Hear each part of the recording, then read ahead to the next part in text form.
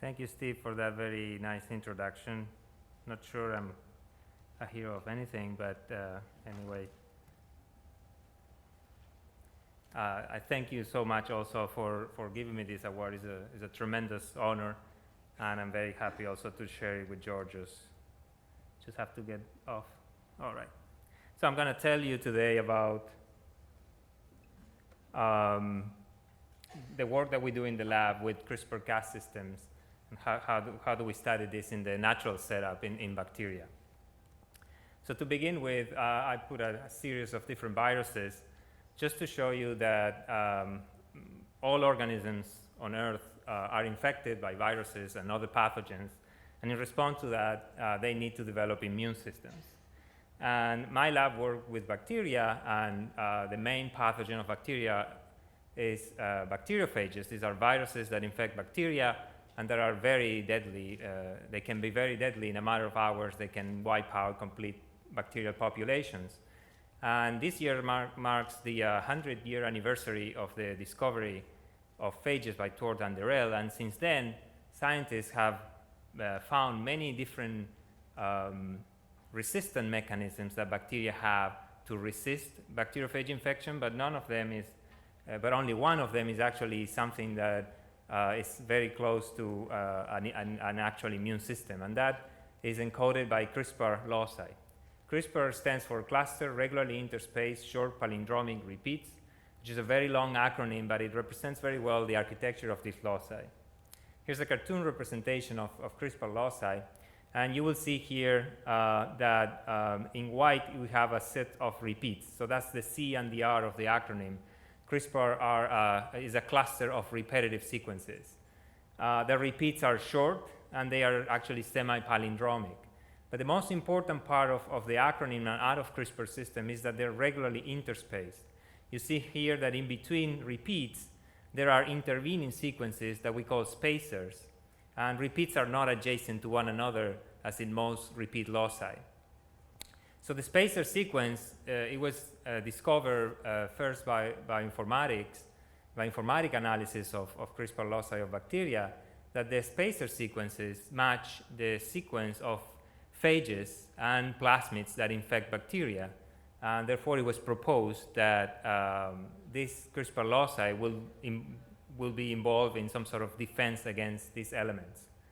And later on, it was demonstrated experimentally by me and others that the bacterium that has a spacer sequence matching a phage or a plasmid is immune to infection by that phage or plasmids. In other words, the spacers provide sequence-specific immunity. And whereas the spacers dictate the targets of the CRISPR immune response, the Cas genes, which is a set of genes, CRISPR-associated genes, abbreviated Cas, that are usually flanking the cluster of repeats, these are the genes that are responsible for executing the immune response. So CRISPR immunity is adaptive, and if you have your culture of bacteria, you infect it with a bacteriophage of choice. I said that bacteriophages are very good at killing bacteria. In a matter of hours, you have your culture clear of bacteria, but not all bacteria die. There are always some bacteriophage-resistant mutants. And if the wild type, the CRISPR system of the original culture looked like this, when we isolate the bacteria that survive phage infection, the resistant mutants, and we look at the CRISPR array, we found an extension of that CRISPR array. An extra repeat is introduced, and a new spacer is also introduced. And on purpose here, I put the new spacer in red, the same color of the bacteriophage that was used to infect the cell, because the new spacer has a sequence that is present in the bacteriophage that was used to infect the culture. And here, this is the first experimental demonstration of CRISPR immunity that show exactly this. This is the wild-type strain. This is sensitivity to phage infection, very sensitive. This is the wild-type strain that doesn't have any spacer against the phage that was used in this experiment. And the new resistant mutants where bacteria incorporated 2 or 1 new spacer against the phage, then the phage propagation is reduced by 6 by about 6 orders of magnitude. So it's very strong immunity that CRISPR provides. So how is that the CRISPR spacers provide immunity? They do that by being the template for a small antisense RNA that we call the CRISPR RNA. This CRISPR RNA can form a ribonucleoprotein complex with some of the Cas genes, more specifically with RNA-guided Cas nucleases. And that complex is able to scan the viral or plasmid DNA, and when a perfect match is found, then the viral DNA is cleaved, and then that's the end of infection. The viral genome is destroyed. As Steve mentioned, as a postdoc in Eric Sonheimer's lab, I determined that the target of CRISPR immunity were DNA molecules and not RNA molecules. And at the time, CRISPR was mostly a bioinformatics field, and the bioinformaticians, they predicted that this was something like RNAi of bacteria. So the RNA guides will be targeting transcripts or RNA of viruses. But we did experiments that I don't have time to show you to determine that the DNA was the target of CRISPR immunity. And that was important for the development of CRISPR technologies, also, of course, to understand the basic biology of CRISPR. And at the end of the paper, we made a note that it would be a very useful biotechnological application because it could lead to the destruction of specific sequences, DNA sequences, and that provided that CRISPR could be transported out of the bacterial system. And in the last couple of years, that simple comment, that was just a comment at the time, was actually, it became true that CRISPR could have very important biotechnological applications in what is called the CRISPR revolution. The work of many labs determined that CRISPR nucleases can be used for introducing site-specific mutations in many eukaryotic organisms.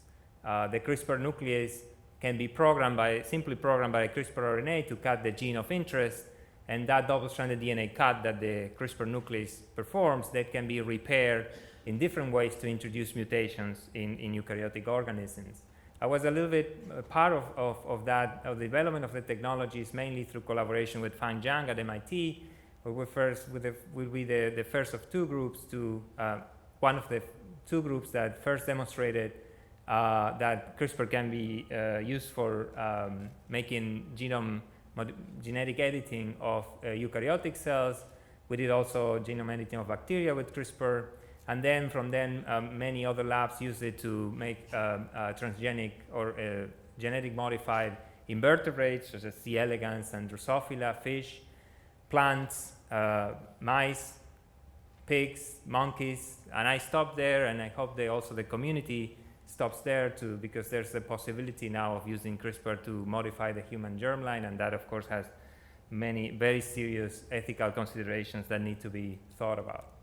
But my lab did actually very little for the technology development per se. We always studied the basic biology of CRISPR systems, and there's a lot of basic biology to cover because CRISPR systems are very diverse. There are about 50 different Cas gene families, and each bacterium or each CRISPR system has about from 5 to 10 Cas genes in the Cas locus, in the CRISPR locus. And depending on which Cas genes are present, the CRISPR systems can be classified into 5 different groups. And we've been very interested in studying type 3 CRISPR systems, and in the next half of my talk, I will tell you what we learned from studying these rather complicated CRISPR systems. The simplest ones is the type 2 system, which is the one that has Cas9 here. This is the one that is used for genome editing. So type 3 CRISPR systems are prevalent in Staphylococci and in Archaea, and they contain 9 of these Cas genes. Cas10 is the signature gene. And I studied a CRISPR system present in Staphylococcus epidermidis that has only 3 spacers. The first spacer matches a sequence on staphylococcal conjugated plasmids, and this is the spacer, or these are the experiments that immunity against the conjugated plasmid was what I did as a postdoc, and I told you about. When I started at Rockefeller, my own lab, I decided to look at the ability of this CRISPR to prevent phage infection, given that spacer 2 here matches a common staphylococcal phage. For you to understand the experiments that we did, I will introduce you very briefly to the life cycle of tempered phages. Tempered phages are lambda is the most studied tempered phage, and tempered phages inject DNA into the cell, and after injection they have two different possibilities, two different life cycles, either the lytic cycle or the lysogeny cycle. And in the lytic cycle, the phage circularizes in the cell and it starts transcribing all the lytic genes, and that leads to the propagation of the phage and the killing of the host. In contrast, in the lysogeny life cycle, the phage becomes a provirus, a prophage. It integrates into the chromosome of bacteria and remains semi-dormant there.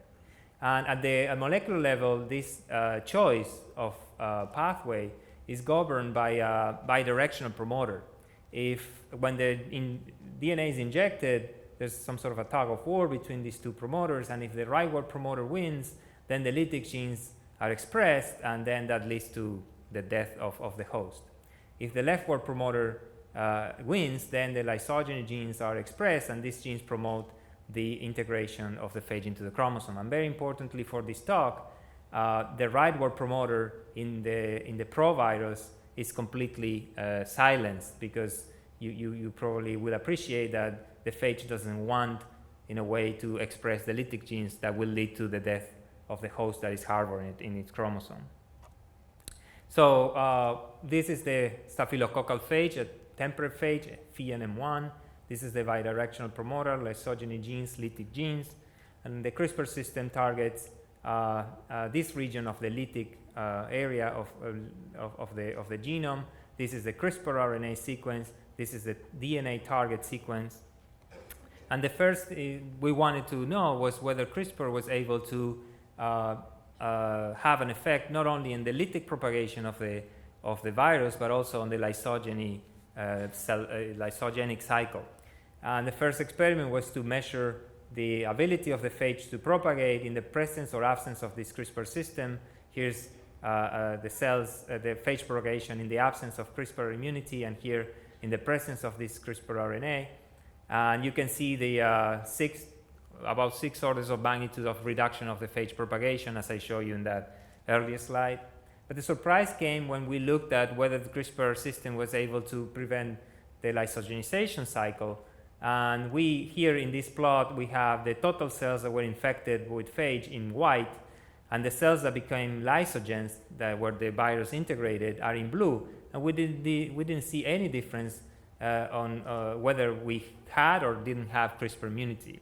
And that was surprising, because the point of showing you these sequences was to make a note that the same sequence is present both in the provirus as well as in the virus that is actively killing the cell. So this was the first indication that this CRISPR system, the type 2 CRISPR system, care about not only the sequence, the target sequence, something more more than the target sequence was important, that the presence of a target sequence was important to provide CRISPR immunity, since this type 3 system was able to kill this lytic phage, but was not able to touch the integration of the prophage. So the key experiment, or the breakthrough experiment, came from the analysis of CRISPR escapers. We were doing these experiments with a CRISPR system targeting this side of the phage, and I told you that the propagation is reduced by 6 orders of magnitude, but it's never fully reduced. There are always some phages that can make plaques or escape the CRISPR immune system. And the most common way of phages to escape CRISPR immunity is by making mutations in the target sequence. When that happens, the CRISPR RNA guide cannot recognize properly the target, and therefore the phage escapes CRISPR cleavage. We found some of those, but many of those, many of the escapers, they actually had an intact target, but they contain instead mutations in the promoter, in this leftward promoter here. The mutations was in the -10 element, And this was a mutation that I don't have time to show you the data, but this was prevented this promoter from functioning. So there was no transcription across the target. So this was the first suggestion or evidence that these type 3 systems require transcription across the target for immunity. And we did some other experiments actually to demonstrate that I don't have time to show you. So what happens, the reason why this type 3 CRISPR system prevents or attacks the lytic cycle but not the lysogenic cycle is because when the virus is in the pro-virus state, then there's no transcription across this region of the virus, and this CRISPR system requires transcription for targeting. So that's the explanation of this data. And this is beneficial for bacteria because in a way it's allowing to keep the provirus, which in many instances provirus have co-evolved with bacteria and they confer some benefits for the host. So to really show that those experiments determine that CRISPR immunity requires transcription, type 3 CRISPR immunity requires transcription, and we wanted to know whether DNA cleavage by type 3 systems also require transcription. And so we turned to biochemistry. We purify the nucleus of these RNA-guided nucleus of these systems, which is a complex actually of 5 different subunits, Cas10 and CSM 2, 3, 4, and 5. And then we did the experiments using a target DNA, which are 2 oligos annealed to each other, but we only see target cleavage when we use RNA polymerase in the test tube and when we add RNTPs. Here, if we generate these substrates that we call them elongation complexes that are stalled, there's no actual elongation without RNTPs. We incubate that with CRISPR, with the Cas10 complex, there's no cleavage. The moment we add RNTPs and polymerase transcribes across the target, then we see cleavage. And we found out that the active side of the DNA's active side of the Cas10 complex was in the Cas10 subunit itself, in something we call the PAN domain. A mutant in this domain does not do any cleavage. And then also something that was demonstrated by the Terns group in Georgia very early on is that the Cas10 complexes also can cleave RNA. If you incubate that Cas10 complex with a single-stranded RNA substrate that is complementary to the CRISPR RNA, that substrate gets cleaved, and we corroborated this in our studies with our own complex. And the active site for the RNA cleavage is in CSM3. A mutant in the active site does not do any RNA cleavage. So I'm about to finish. So these, the model that we have is that type 3 CRISPR immunity the molecular mechanism relies on the co-transcriptional CRISPR RNA guided cleavage of a target DNA and its transcripts. And the complex cleaves not only the DNA, but also cleaves the transcript. We did in vivo experiments to show that the cleavage of RNA is actually cleavage of the transcript of the target DNA. And of course, the next question was, it's somewhat evident why DNA cleavage is required to eliminate the phage, but why is also required transcript cleavage? And I actually, we did the genetics experiments. There's only actually 2 RNases, 3 and 6. And what we found is that when we mutate those RNases and we have a CRISPR system that is RNA minus, we see that immunity, the RNA's activity is required for immunity against late targets. So these are 3 targets that are early expressed in the phage cycle, transcription cycle, and these are 3 targets that are expressed late. And if we mutate the RNases, if you target the early genes, the cells grow very well after addition of phage. But if we target late genes, the cells die. So this late targeting requires the RNases. And the model that we have, we did other experiments that I don't have to show you, is that because of this transcription requirement, if it's an early gene that is the target, then transcription across the early gene happens very quickly after phage starts the lytic cycle, and the DNA of the phage is clear quickly. But if the target is in a late gene, then it can be 15-20 minutes until the expression of the target. So the CRISPR system, the type 3 CRISPR system, doesn't touch the phage until about 20 minutes after infection. And that is a problem, because if you let a phage 20 minutes without any challenge, it will do many copies of itself, and it will start to kill the cell. So our model at the moment is that the RNase activity of this CRISPR system degrades the transcript to prevent the completion of the phage lytic cycle and give time to the CRISPR system to clear all the DNA of the phage. So I mentioned that this is just an example of the interesting CRISPR biology. Just by looking at type 3, we see this kind of interesting mechanisms of immunity, and we are very interested in looking at the rest of the biology of CRISPR system to see what they have to surprise us. With that, I'd like to thank the people that did the job, collected the data I presented, Gregory with the transcription-dependent immunity, Pulami with the in vitro experiments, and Wenyan with the function of RNases in the CRISPR system. Also the funding, Searle, Rita Allen, Hirma Hirschel, Sinsheimer and Boris Wellcome Foundations, and NIH. And thank you again, ASBMB, for this tremendous award. I would be happy to take any questions if we have time.